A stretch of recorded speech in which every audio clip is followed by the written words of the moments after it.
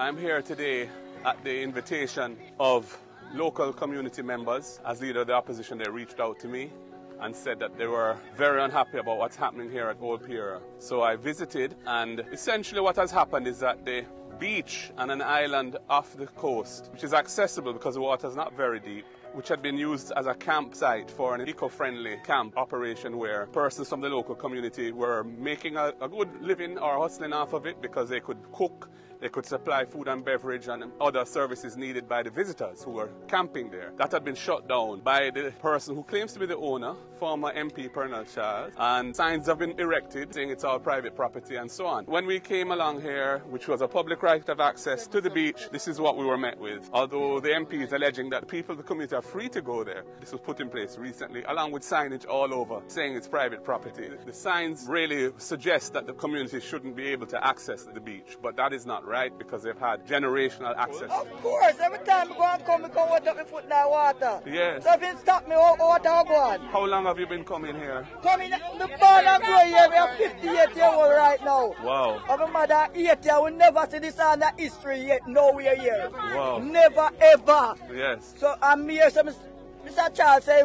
walk over the land in a socks and shoes that can't happen, never.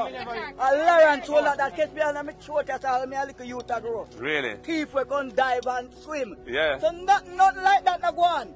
Yeah. And that's how we cook out of school. How can they say that's and not an island? Not like that no go on here, so.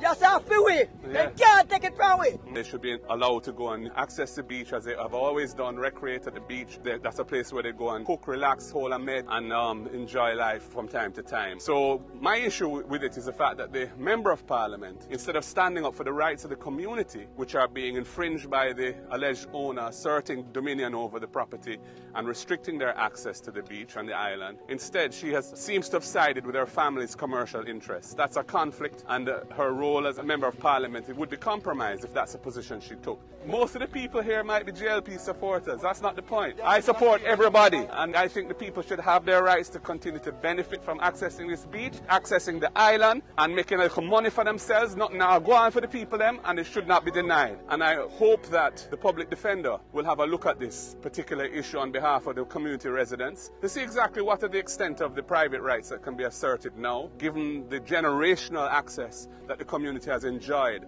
to the beach, to the island, for part of their liberty. You know, I'm not here to in any way disturb any plans to develop the property if there are any. That I think would benefit the community too. But the rights of the people which have been established over time must be respected, and that's what we're standing for today.